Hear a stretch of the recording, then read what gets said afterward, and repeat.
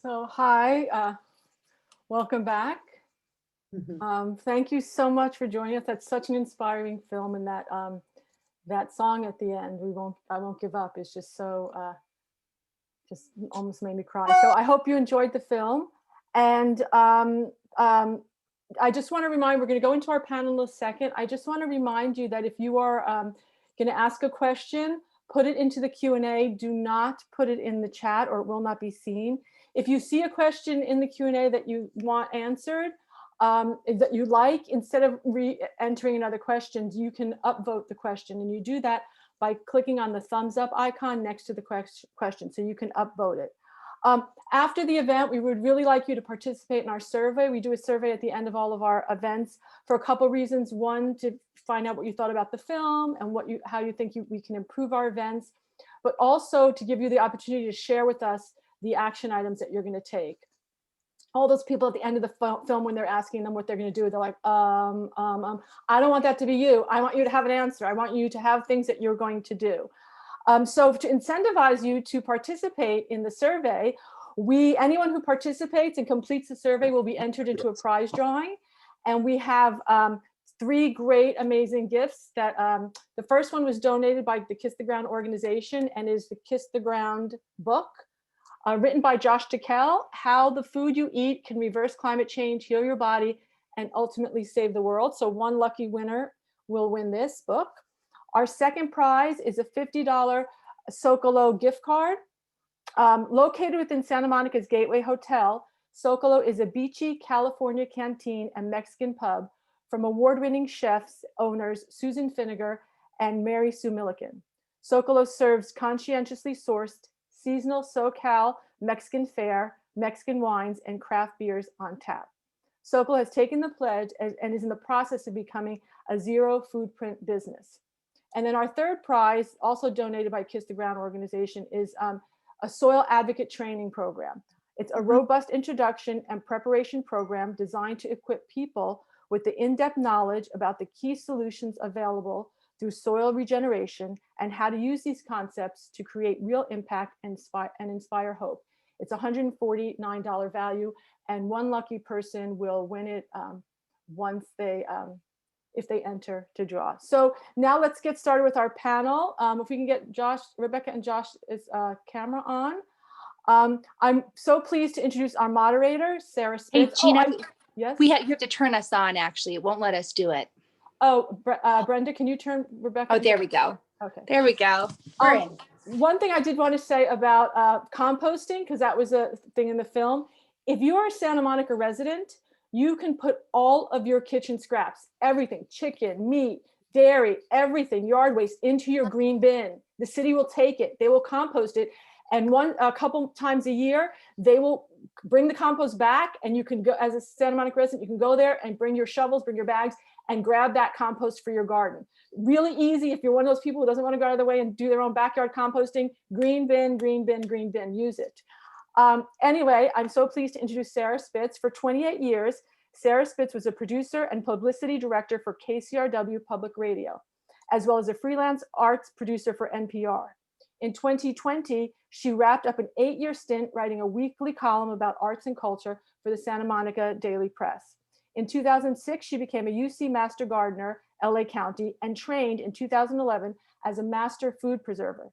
She is currently a member of the Kitchen Cabinet Advisory Board for Food Forward, a nonprofit organization that rescues surplus produce to feed those in need in 8 Southern California counties. In the past 11 years, more than 100 pounds have been recovered and provided annually to more than 2 million recipients through a network of 1,800 partner agencies. Welcome, Sarah. Well, gosh, Gina, thanks. Before we get started, I want to say thanks to you, Santa Monica's Office of Sustainability and Sustainable Works, for inviting me to be here with you tonight. To the Tickells and Anthony Mient, thank you too, because it's really an honor to be discussing something that's positive and offers hope in these very difficult times. Josh Tickell is an internationally recognized author, film director, speaker, and expert on sustainability and the climate. In 1997, Tical captured global attention by driving a van powered by used French fry oil across the United States. The veggie van, as it was called, became a viral sensation. In 2017, Simon & Schuster published Tical's book, Kiss the Ground, How the Food You Eat Can Reverse Climate Change, Heal Your Body, and Ultimately Save the World. The book quickly became an Amazon bestseller in 4 categories. Kiss the Ground details Tical's decade-long journey around the world to learn how the effects of climate change can be reversed through regenerating the world's soils. This companion documentary, also entitled Kiss the Ground, which Josh directed with his wife, Rebecca, as you know, was narrated by Woody Harrelson. It's released globally on Netflix, and it got rave reviews in the New York Times and LA Times. And get this, 100% audience score on Rotten Tomatoes. Never happens. So watch it again and again on Netflix after tonight's screening. Rebecca Tical is a director, producer, and environmental author and activist. She produced the 2008 Sundance Film Festival award-winning environmentally themed movie Fuel, and co-directed and co-produced The Big Fix, an official selection of the 2011 Cannes Film Festival. Rebecca's 2014 directorial debut with husband Josh was the critically acclaimed documentary Pump, narrated by Jason Bateman. In 2016, Rebecca directed the John Paul DeJoria story, Good Fortune, as well as Kiss the Ground and forthcoming documentaries, The Earthing Movie and The Revolution Generation with her husband, Josh.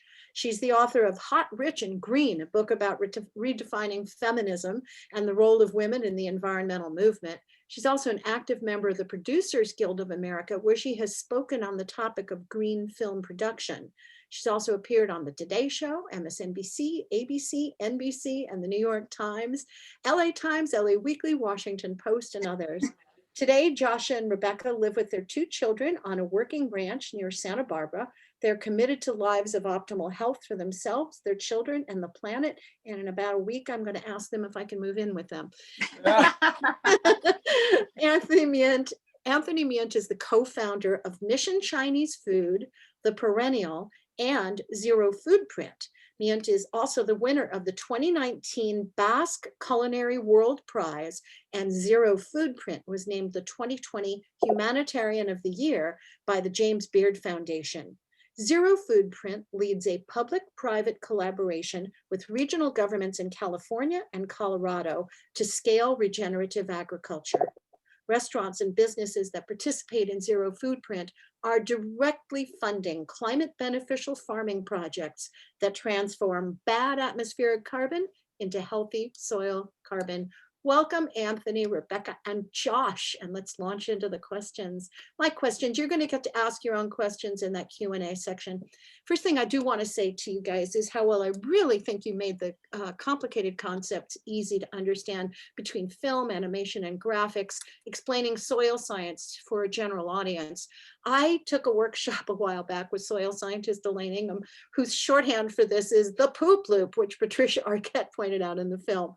One of my favorite moments in this movie was seeing Gabe Brown standing between the 2 fields, where it's obvious how well regenerative ag works and how destructive industrial farming has been. Josh and or Rebecca, or both of you, did you guys have a favorite moment in making this movie or in editing it in post-production? Favorite My moment. favorite movie is when it went live on Netflix. But really, seriously, was there any one particular part you particularly want to call attention to? Yes, I can think of a really powerful moment. And that was, you know, it took us 7 years to make this film because as we committed to make the film, the movement hadn't coalesced yet. And so soil scientists weren't talking to carbon scientists, who weren't talking to farmers. So we really struggled in the beginning to get the data that we needed to make a compelling case for regenerative agriculture because it hadn't been gotten yet. And at one point we were on an email chain, I think with over 50 people from all spectrums of soil regeneration, and nobody could agree on anything. And basically we decided that and we needed this data. So everyone agreed that if Paul Hawkins said yes, then they would agree. So we drove up to Mill Valley to Paul Hawkins' house. And I remember at one point, like over a bottle of wine, sitting around a table, having a sort of fierce conversation about regeneration and drawdown. At one point, finally, we extracted from him what became the drawdown graphic, where you see carbon going up in the atmosphere, up, up, up, up, up, and then you see it start to come down, and then we get by 2050 to global cooling. And that, for me, holding my 2-year-old daughter, was so powerful, because we had been getting a lot of data, and the data was very bad news. And it was upsetting, actually, in the beginning of this project, to talk to the experts and find out what would happen if we didn't achieve global cooling and drawdown. And so that moment with him was, for me, at least, as a mother, as somebody who's been deeply curious about how we can reverse climate change since seeing An Inconvenient Truth back in 2006 and changing so many light bulbs, that for me was a defining moment where I went from despair into one of hope, one of feeling like I could live life again. And I think that as a species, that's where we're at. We have to question, what is the path forward? And are we willing to take action to do what we need to do to turn this around? And when I got that information, I realized that, yes, we can, and I can, and we all can together. Josh, do you want to add anything? I mean, I think Rebecca is absolutely right that getting Paul and the 100 scientists that were on his team to align with the reverse Mauna Loa curve. We've only ever seen carbon. This is the scary graph. This is kind of the end of the universe graph. World is going to burn.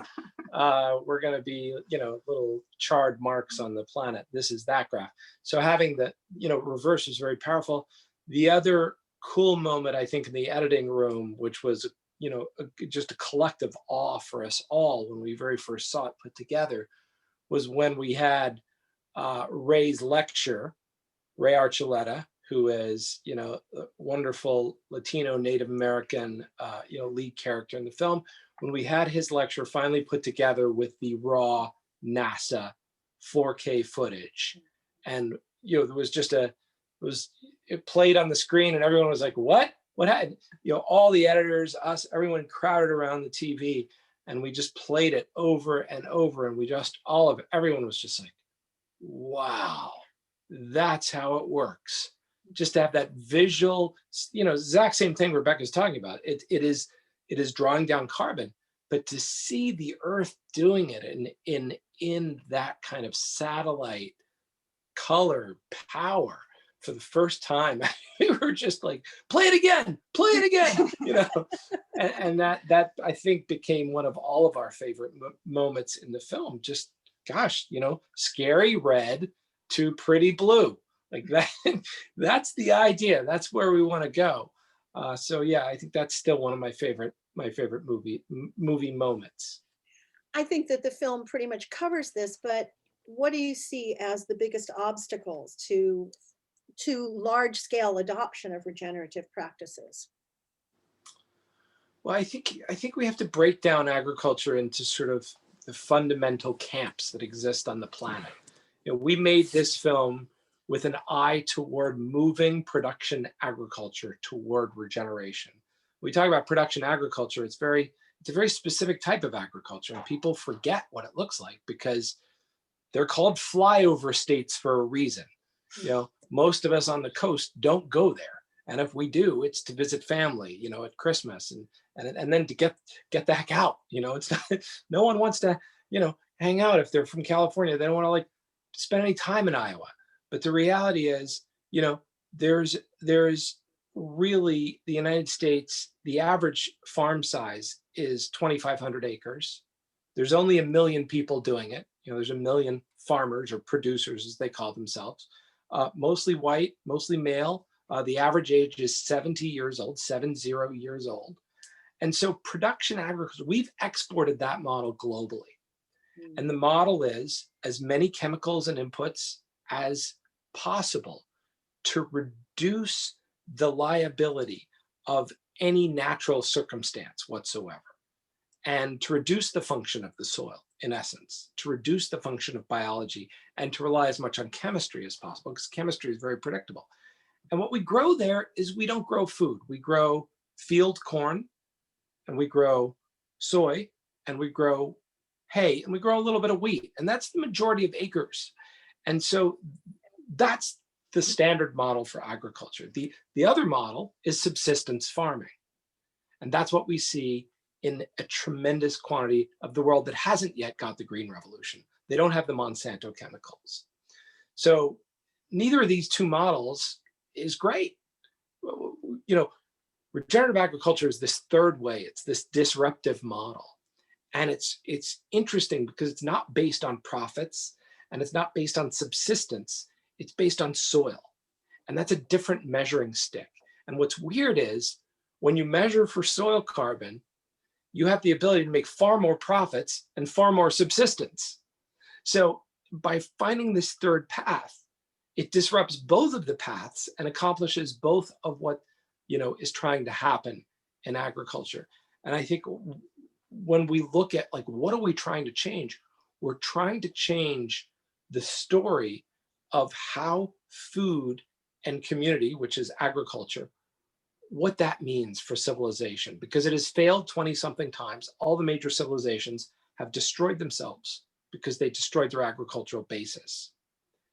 And so we're trying to create a new experiment called let's create an agriculture that lasts for 1,000 years, which has elements of permaculture, has elements of, you know, it has elements of earth care, it has elements of hunter-gatherer in it, has elements of the things that we know work, but they're fused together with a lot of modern understanding and a lot of ancient wisdom. And look, if we can move the production agriculture model in the US, then we can move it in the world. And if we can do that, we can heal the planet. And it's a very, very unusual proposition because the pieces are not the pieces we assume. We all learn about old McDonald's farm. We all think that farming looks a certain way. We have a fantasy view, for the most part, of, you know, those of us in the city, of how our food gets to us. We realize, my God, it's really this product of this crazy industrial machine that's actually controlled by a very few people. That's both terrifying and there's hope in that, because if it's only a few people that are doing it, well, only a few people have to change. That makes the model infinitely more flexible than we assume it is. So that's really the objective. That's why we made the film. And that's why I think it's a very unusual film in that regard. And you do love Iowa and the Midwest. I love all of America. Yes. I mean, I love all of the planet. Yeah. Yeah, but I mean, I think what you're talking about is relative to population density, in the sense that people. No, yes, I think you're right. I mean, the sentiment that I get from people on the coast is like, oh, Iowa, you know, like, or Nebraska. Why would you go to? It's true. You drive for 6 hours. All you see is corn. That's not really an ecosystem. You know, that's what we put instead of an ecosystem. Same goes for the Central Valley in California. You drive through the Central Valley, get off the I-5 and actually drive through the fields, and it looks like we're farming on the moon, because we've scraped away the ecosystem and replaced it with chemicals. And by the way, I was born in Ohio. We spend a lot of time in Ohio. My dad, he's a 5th generation soy and corn farmer. So it's not for a lack of love of the land or the people. Yeah. It's just when we look at how we actually grow food, and when you realize, my God, the stakes of this issue are huge. You know, we have all of these critical social justice issues happening around our planet right now. But if the planet raises by 5 degrees Celsius, none of those issues are going to be important, because we're literally going to be vying for survival. So the biggest stakes, the biggest justice issue is an environmental justice. It connects to all these other issues, of course. But unless we deal with this, you know, it's kind of like the elephant in the room. Unless we deal with the real root of our survival on planet Earth, you know, the other stuff's a moot point, unfortunately. Let's bring Anthony in. Hi, Anthony, welcome. Hi, how's it going? That's great. Briefly explain what Zero Foodprint is, how it works, how it helps farmers switch to regenerative practices, and how is it that Zero Foodprint is working with Kiss the Ground? Cool. Yeah.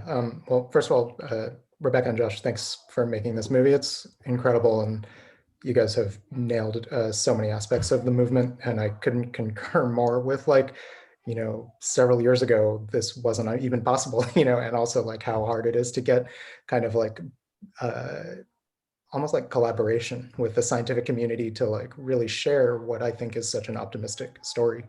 Um, so Sarah, I feel like the answers for me are kind of like a small one and a large one.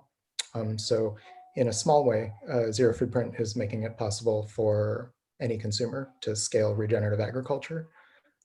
And so like rather than having to like find a regenerative farm and go to the farmer's market and source from that person, it makes it possible to just fund the practices on a new farm that is trying to switch to or do one more practice. And so we started this collaboration sort of by failing. We started running a restaurant called The Perennial that was trying to champion regenerative agriculture and tell the story and get people excited, kind of that idea of like farm to table and get a consumer to pay $1 more for something good and, hopefully make change. And I think at some point, some, soil scientist at a happy hour told me like, well, you realize like organic is 2% of farmland after 40 years, right? Mhm.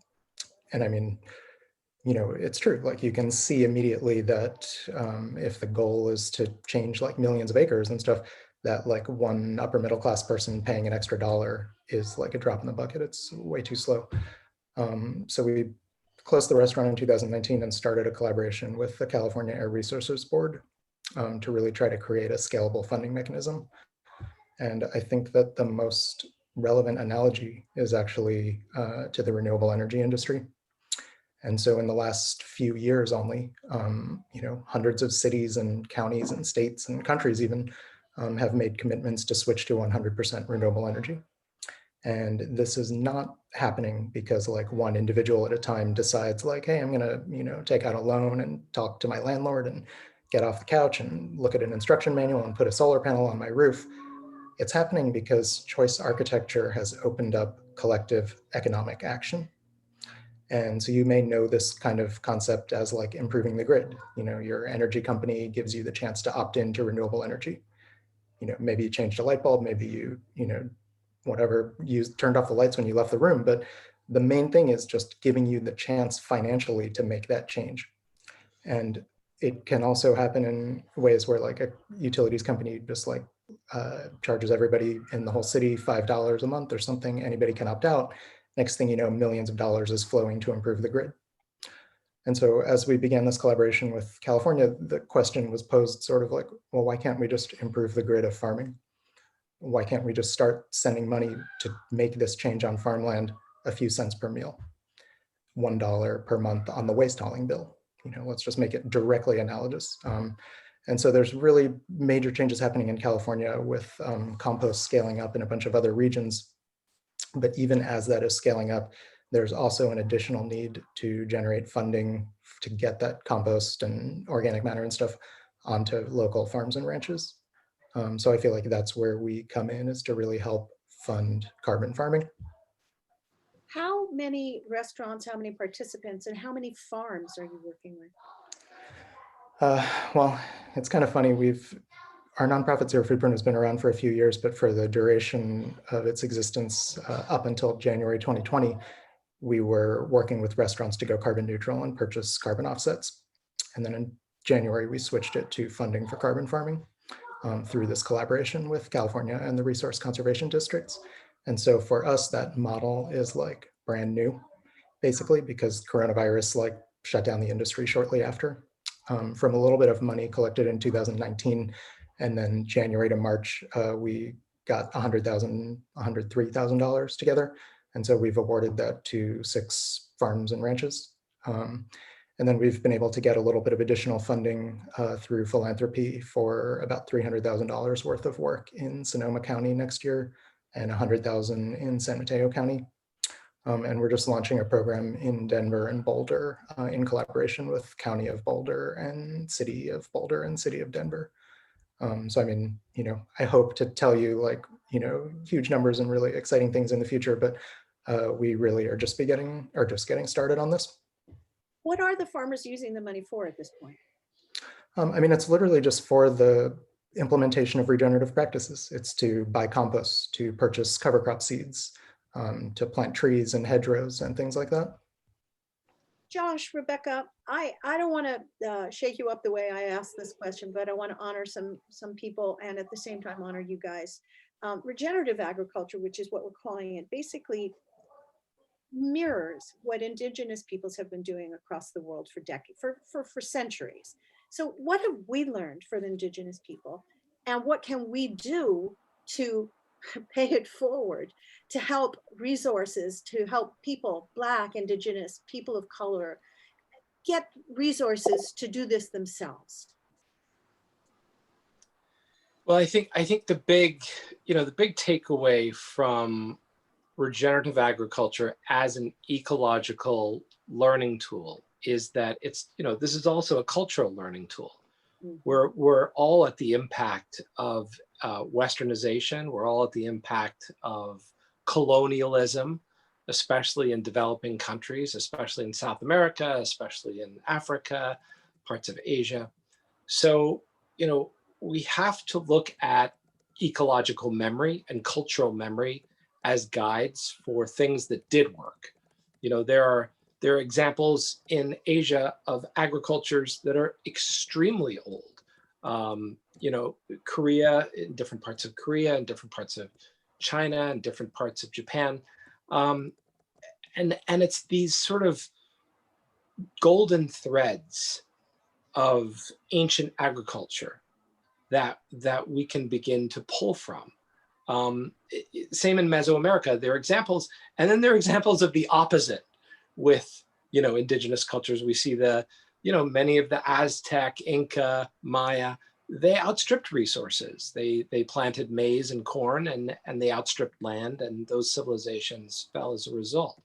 But then if you look at the Sioux, which is the Lakota, Dakota, Nakota, these were hunter-gatherer, powerful people who were only conquered when Europeans came and decimated them by killing the buffalo. It was much easier to kill the buffalo than to kill the Native Americans. The Native Americans were way too strong.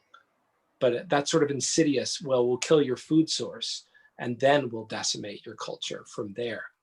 So I think, the past is a good guide of what not to do again in many instances with this sort of tyrannical kind of, we're going to determine what you should grow and how you should grow it.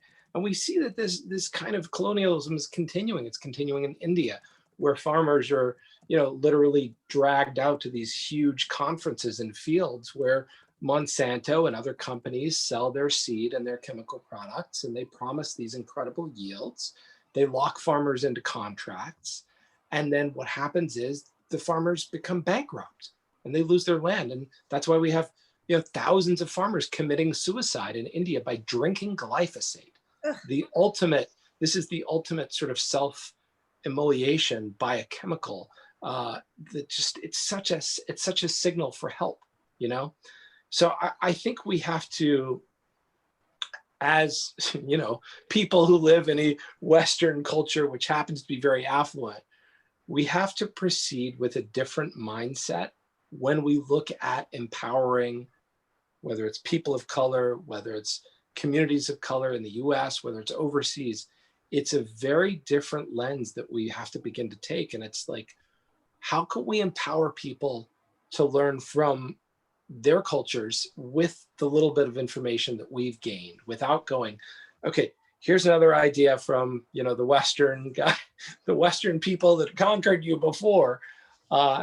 This has to be a sharing. It has to be open-hearted.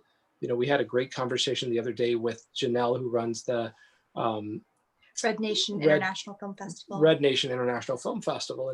And she said, look, when we're in ceremony, we see everything as our cousins, our brothers, our sisters. We see the microbes, the earthworms. It's all the bison, humans. We're all on the same level. We're not on a different level when it comes to life and consciousness. And so I think as we go into this sort of new conversation on Earth called, okay, let's respect all people. This is a humbling moment for anybody in agriculture, because we've got to kind of take a step back and say, what do you feel that you need? What does your land need? What are your desires? What are your hopes? What are your dreams? And kind of, in some ways help guide and educate, but not dictate, because I don't think that worked out well for the first, few thousand years of us doing that. And there are some great documentaries that really take a look at these indigenous practices like Gather that are, beautiful, that beautifully illustrate what you're speaking of. And I think for us, Kiss the Ground, our lens really was looking at where can we right now make the biggest impact around big agricultural farming, specifically through the US, because as the US goes, so often do other places as well. And so, I mentioned that I'm a 6th generation farmer. And so you can imagine that we've been having lots of conversations with conventional farmers. And that conversation is a very important conversation to be having right now. And that's really the lens through which we looked at Kiss the Ground, is how can we have this conversation with farmers? What can we do on these large scale farms to regenerate the land where we see that we can make a huge impact around drawdown and storing carbon? We looked at this from kind of an analytical perspective. It's like we have a misplaced carbon problem, all of this carbon in the atmosphere, all of this carbon in the ocean.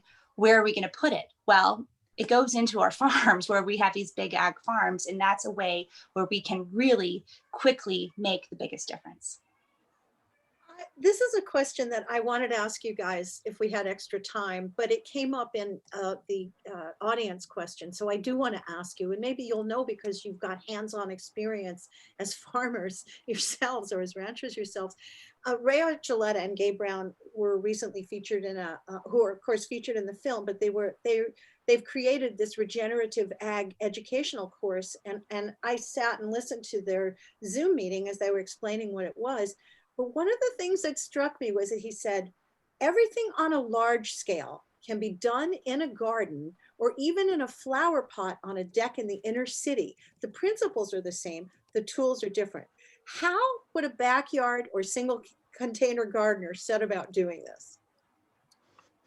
Well, I think, and this is where I think it's so exciting what you're doing, Anthony, because I'd love to see programs like that expand into education. And, that's just such a great model that, hey, you're paying for this on your bill. And all of a sudden with your bill, you get a, here's how you do your backyard garden model brochure, and that's what happened during the sort of the Great Recession of, the early 1920s, when people went through the war. After the recession, there was this huge victory garden push. The government mailed people pamphlets.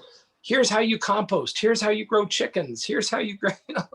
This was a U.S. government, thing. We were trying to get people to tear up their lawns and make gardens. So great, but essentially the 4 principles in the film that you see Gabe talking about is keeping soil covered, not letting it be bare.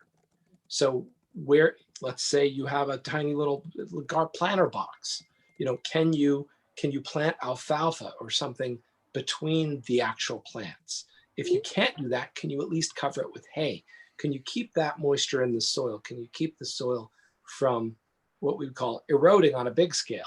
Ray always says, Mama likes to be covered. You got to keep Mama covered. Yeah. I love that. Don't let Mama be bare. So that's a huge one.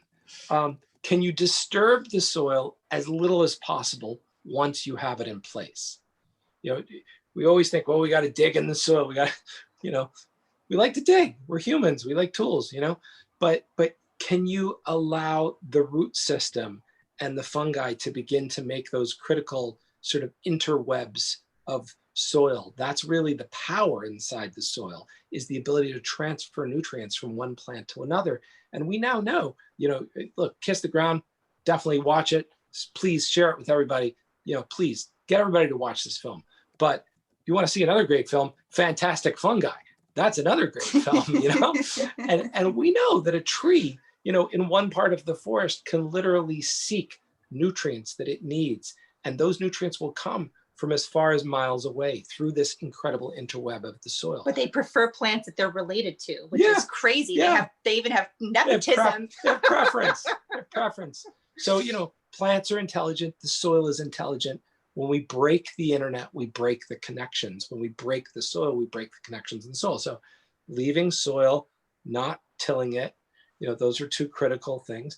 You know, we talk about on a large scale using animals, because animals are four-legged. They move themselves. You don't have to put diesel fuel on them. You know, on a small scale, compost is brilliant. Can you make some compost? Can you put it on that little plot?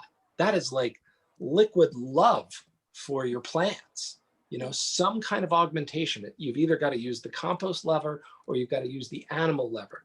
But either way, you've got to get nutrients cycling into that soil that didn't originally come from there. So, you know, those are some of the, How can you compost on your plants? Someone wants to know. well, you can make compost. I mean, I make compost from my coffee grinds, my Yeah. banana peels, and my eggs that go right into my house plants. That's a great way just indoors. But then outdoors, we're getting our neighbors' cow manure, and we're Yeah. getting We're in a worm different- we're tea. on a and- slightly different scale, yeah, it's but true. even if you're in a small, But even at small scale, you can start to do multi-levels. You can can do have a- a citrus tree and Yeah. then something that's a little bit taller. but I'm and you thinking can do even some- in an apartment, you could have a composter. You can have, there's Absolutely. kitchen counter composters. Yeah. You can do vermicomposting, which is worms. Even in your kitchen, you got to maintain them. You know, you're playing sort of the uber organism there. You got to keep the little organisms going. But that will provide you compost that you can put on your plants. And so, and then it's about, you know, we talk about multi-species crops, but even in a small box, you don't just want to plant tomatoes. That's one type of root. That's one type of structure. That's one type of plant. We want a group of species that can help each other. And that's the principles, as Ray said, to do it on a big scale, do it on a small scale. They are the same. Anthony, we're going to let you answer some questions too, but right now it's time for us to go to the audience questions. I'm not sure how we're handling this. Oh, Gina, you're going to read them off, right? Yeah, I'm going to ask the question. So this one, anyone can answer it. This is from Caden. He asks, what effects do you think the election will have on the way our country produces agriculture, if any effect at all? Well, we know that there's already talk of a carbon bank. And we also know that Biden has a copy of the film, and that so that's exciting. That's He did reference soil carbon in one of his talks. And biosequestration not long Yeah. after he got the link. Yeah, I mean, I think the biggest piece of legislation that I think is on the table right now is the bill that's co-sponsored by Cory Booker and Elizabeth Warren. It's called the Farm Reformation Act. And the goal of the Farm Reformation Act is very simple. Outlaw CAFOs by 2040. So outlaw all confined animal feed operations by 2040. I think that's a no-brainer. These are inhumane. I don't care if you eat meat or you don't eat meat, but it doesn't matter where you stand on that spectrum. No one likes to see animals treated that way. That's not acceptable. But from a production standpoint, those CAFOs keep the whole system running. So, you know, the fact that there are CAFOs means that we have to have hundreds and hundreds and hundreds of thousands of acres of soy and corn. No CAFOs, all of a sudden the soy and corn become irrelevant to a large degree, like 85%. Now you've got 85% of your land that you just unlocked to actually grow the kind of food that Anthony is talking about. Now we've got a food revolution. That's power. Now you've opened up 1 million new farming jobs in America for young people who actually want to do something cool. So I think the Farm Reformation Act or something like it that is bipartisan, I think we need to support that. We need to make that happen within this next 4 years. And that needs to be the number one priority of the regenerative movement. No holds barred, no excuses. We must outlaw CAFOs in the United States forever.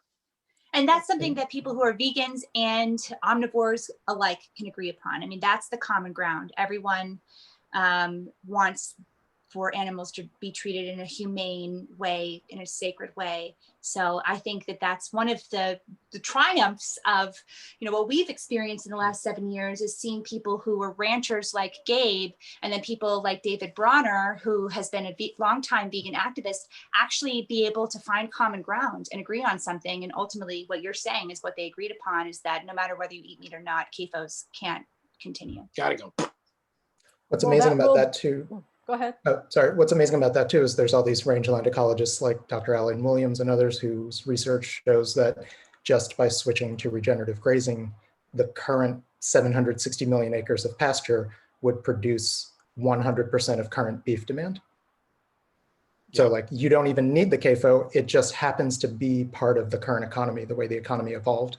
And so for us, part of the model is like, cool, let's hope for that regulation by 2040. In the meantime, wouldn't it be great if like McDonald's charged 5 cents more per burger, and then that 5 cents was helping the ranchers in the Cargill network implement regenerative grazing and carbon farming along the way and make their land, so much more productive that they wouldn't even need to send the cow into the feedlot for year 2. They would just keep them on the range for the whole life. But the issue is that those farmers and ranchers in the current economy don't have a way to make that transition. So it's like trying to create the economic pathway for them to make that transition within a commodity market. We have to come interview you. I like you, You're in Anthony. our next show. You're in the next Oh, well, yeah, we can talk. I would love to talk further. And the other thing too, with Biden, I feel like there's a lot of, I've seen a lot of different policy recommendations and different things.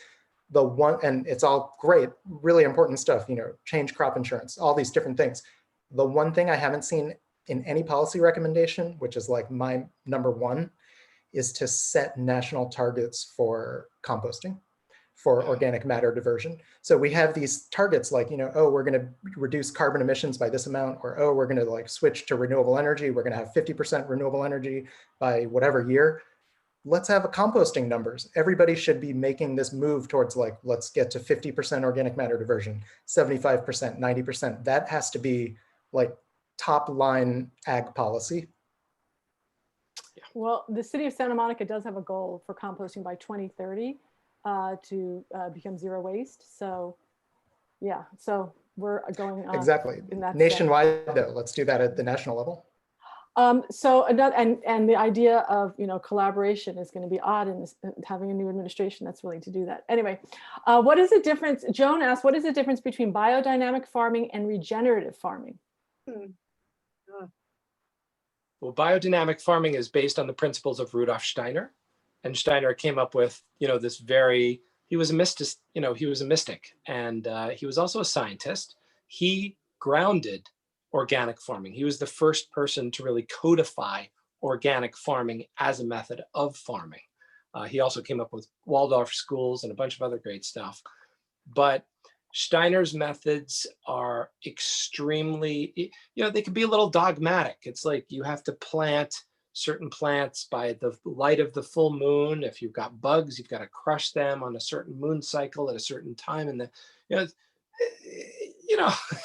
not all of it's super practical for where we're at today. I love that. Yeah, I see you out there crushing the bugs at midnight. Sure. Don't forget the cow, the manure and the cow horn, Yeah. Look, the basic guiding principle of Steiner agriculture, and this is something that's very beautiful, is when you look at nature as the guide for how to manage nature, many cultures come back to the same place. When you look at Steiner's original old German chart of the planting cycle, it's this beautiful circle with the different seasons outlined within circles. And you can overlay that onto the 4 directions of, the Native American, Sioux circle, and they match perfectly. It's this incredible, beautiful cultural synergy. Totally different continents, totally different time period, but it speaks to, and regenerative agriculture just takes from that. It's just like regenerative agriculture, it takes from biodynamic, it takes from permaculture, it takes from horticulture and managing trees. It takes from aquaculture, but it's not dogmatic. It looks at local ecosystems wherever you are, because every biome is different, every region is different. And it goes, what is the soil needing in this watershed, in this biome? Let's use the 4 basic principles to support that. But it's going to be different in North Dakota than it's going to be in Santa Monica. It's going to be different in Santa Monica. It's going to be in Ojai. So it's science-based, it's soil-based, it's not mystical, it's not chemical-based, and it's not based on trying to squeeze the maximum profit per acre. It's about putting it back to the way it was before we came in and disturbed it, ultimately. As much as possible, yeah. Which requires way less work and maybe not even crushing bugs at midnight.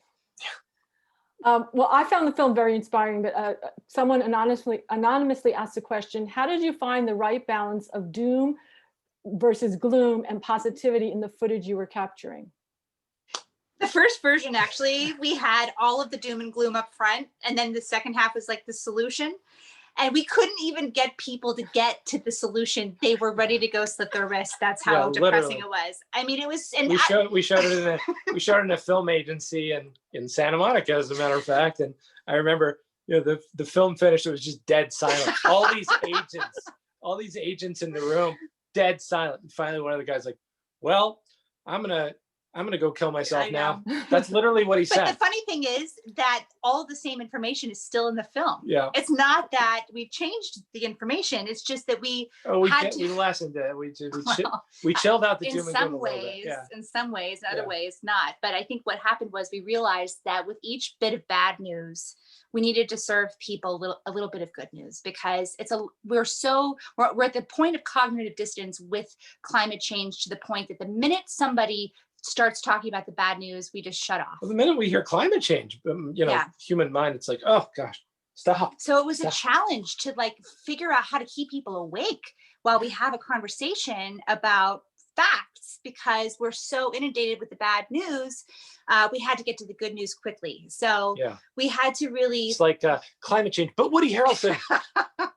Well, I want to touch on that actually. Or actually, there's a solution, and I think for us, it was crazy 7 years ago when we learned about regenerative agriculture, having been, this is our 14th environmental documentary.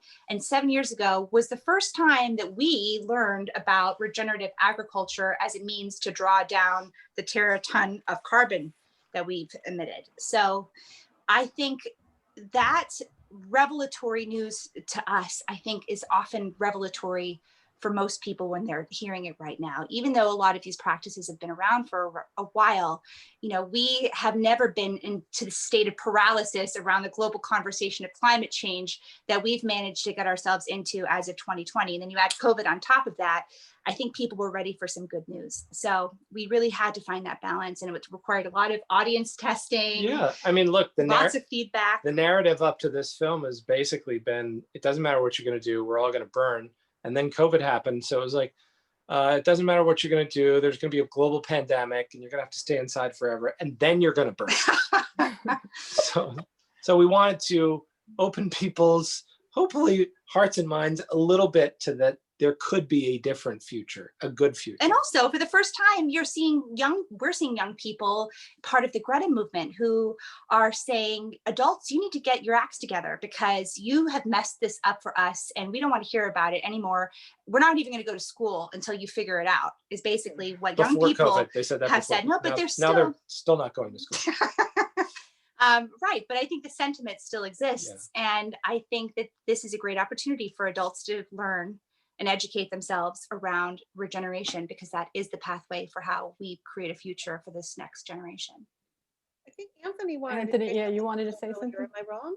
Yeah, No, well, you did. I wanted to say I have basically the same experience, because I feel like a lot of, when we began in food and climate and conservation work, every solution was kind of like, do less harm, delay the inevitable, don't do the thing you like to do. And then you learn about regenerative agriculture and it's like, oh, actually we can eat our way out of the climate crisis. We can tackle this with better food that is more nutritious, tastes better, is healthier, everything. And so then it just starts to become like, okay, why don't we scale this as quickly as possible? And so one of the things you mentioned earlier was really struck a chord with me, because it was about drawdown and scientists. And at some point I was on the phone with someone at Drawdown, because they were going to go talk to at a chef conference and stuff. And they were asking me what can we tell the chefs? And I was like, give them something very direct and actionable to do. And they were basically kind of like, oh, we don't do that. And that blew my mind. And so I looked at all the numbers in Drawdown. You look at the whole table of solutions, 80 or 100 solutions. The total cost to lower global temperatures by 2050 is $29 trillion. What is that? 1% of GDP each year. So that is what makes it very optimistic and actionable to me. This is not a question of like, how do we do it? It's just a question of, can we mobilize 1%? Can we spend 1% to unfuck the planet? So then the answer is yes, of course we can. And it's just like, how quickly can, one business, one consumer, one government, one institution at a time make that switch? Yeah, I just want to add, when it is all doom and gloom, people shut down and they feel like it's hopeless. So I can't fix the whole problem, so I'm not going to do anything. And we really, really don't want that. We need all hands on deck. Elizabeth asks, we have known these lessons of farming of the Dust Bowl for so many years. Why is it so difficult to get this information to farmers? What else do you think is needed to make the change? Well, well, we have to also remember that Dust Bowl happened before we started the use of all of these toxic synthetic chemicals. So there has been, since that time, there was the big no-till movement. So even my family in the Midwest got involved in the no-till movement as a way to save their soil. But then they rolled out all of these fancy new chemicals to control the bugs and to control the land. And that movement kind of got pushed aside for the ease of all of the new technology that they had just inherited from the war. Yeah, I think ultimately this is an issue of information. It's an issue of who controls the narrative, who controls the story that we're telling globally about food. It really boils down to education. It boils down to science. I mean, the Dust Bowl is a perfect example. When the Dust Bowl happened, the US government said, we're going to get the smartest anthropologists and soil people, and we're going to send them around the world, and we're going to create a plan for a stable form of agriculture that will last 1,000 years. And they did that. They sent this guy, Charles Loudermilk, with a whole team of anthropologists. They went to Egypt and China and Asia and all over the world. And they went all the way up until World War II broke out. And then he came back and they wrote a book, and it's still available. It's a PDF. It's, Agriculture of 1,000 Years or something. I reference it in the Kiss the Ground book. But basically what they boiled it down to is, regenerative agriculture. They came up with that in 1940 something. That was the bottom line. That's kind of the concept that they come up with after, don't till, don't screw up the hillsides, don't erode your soil, don't do what all these other civilizations did. This is why they all died. And so we've known this information, even as a Western civilization, we've known very, very clearly, but that narrative had to compete with the wartime narrative, which became the feed the world narrative, which is directly rooted in fear. No one's really, the whole feed the world thing, they're not positioning that so that you worry about the world. Yeah, nobody's worried about, they're worried about, they want you to be worried about your food. And so that then compels you, oh, well, you need a big subsidy for this, the CAFO industry. Well, okay, if that's, that's my trade-off for food security, which is a lie. It's a whole lie. So I think that it's time for conscious, aware people to go, wow, the food narrative, the agricultural narrative, and the climate narrative, and the humans surviving on Earth narrative, they're one thing.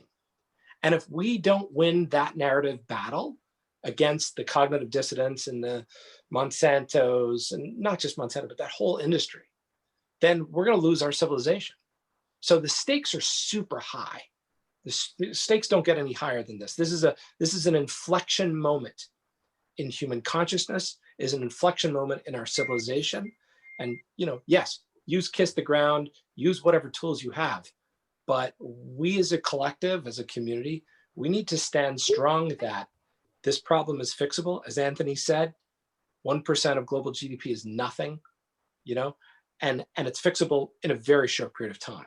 And no other story is acceptable, because this is the civilization, this is the survival of our kids, and this is the survival of humanity on the line here. So we need to be very vigilant about maintaining the positive, scientific, actionable reality that this is available right now. Let's do this. Well, I'm going to turn it back to Sarah for one. We're kind of over our time, but going to give her one more question, and that kind of connects with what you just said, Sarah.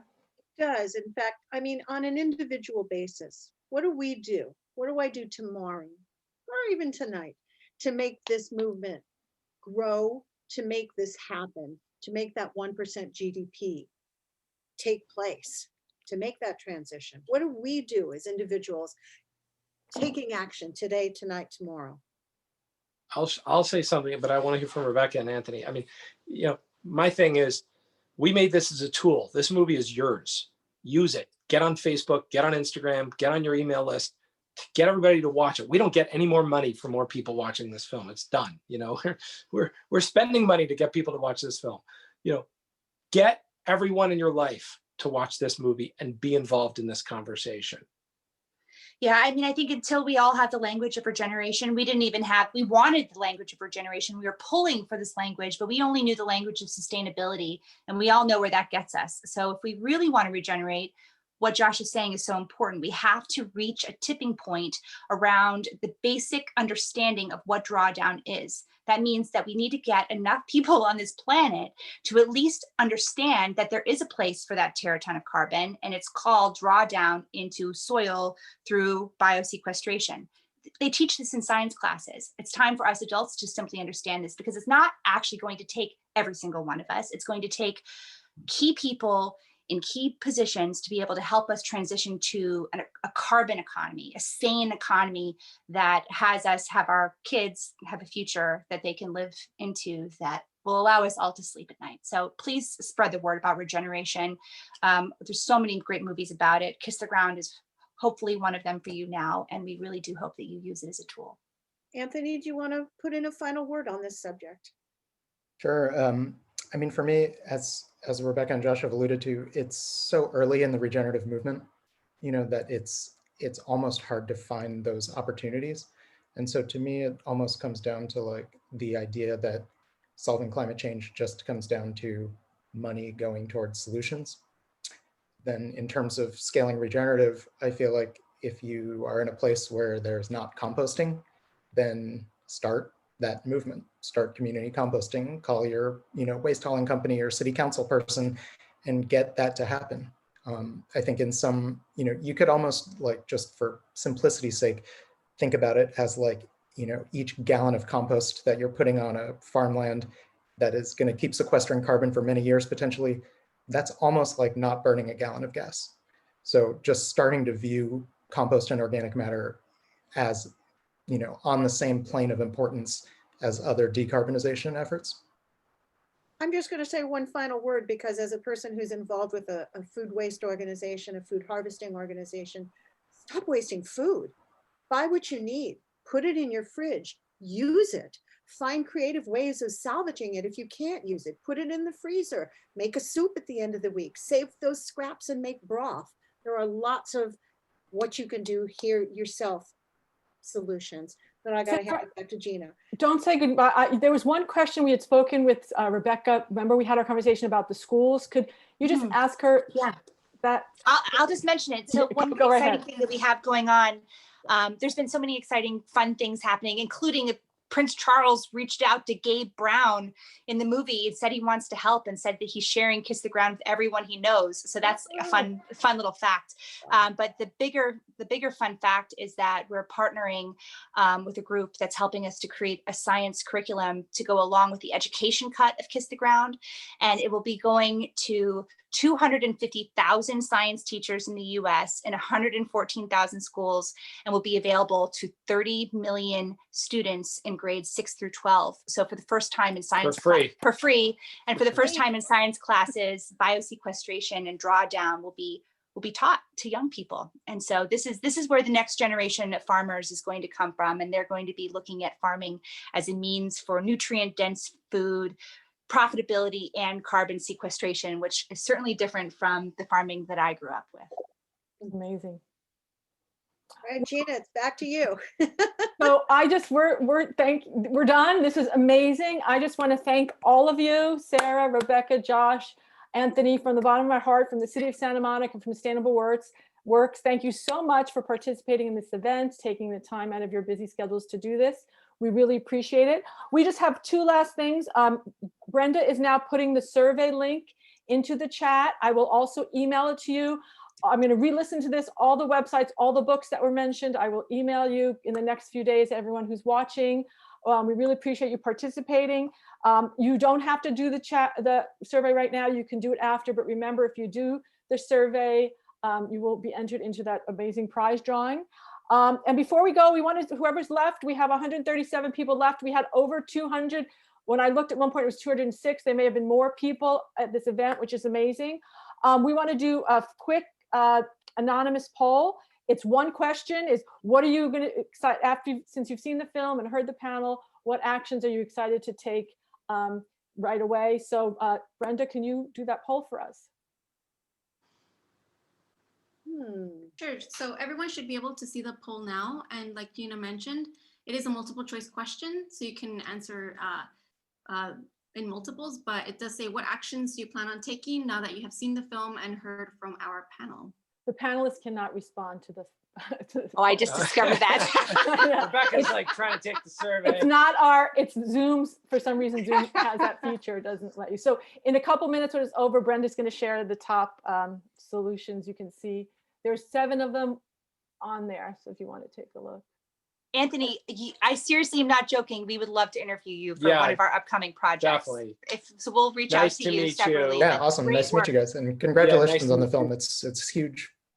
Thank you. Nice to meet you as well, Sarah. It's great to see you, Gina. It's just beautiful. Thank you really deeply for putting this on for the whole community. Our Really pleasure. beautiful. And 2 seconds left in the poll. So, oh, Brenda, I think that's enough time. Yeah.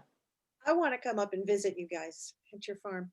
Oh wow, Will you look what we please? got. Support organization. Yeah, we made Kiss the Ground This in is an cool. avocado barn. We turned our avocado This is barn the poll into a results. Yeah, Right here. so- Look at this. The top solution was support organizations that are working towards a sustainable food system at 65%.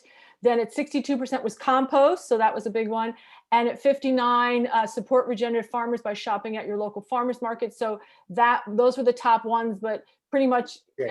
people are going to try to do more. So we're going to send out these action items to everyone who's watching.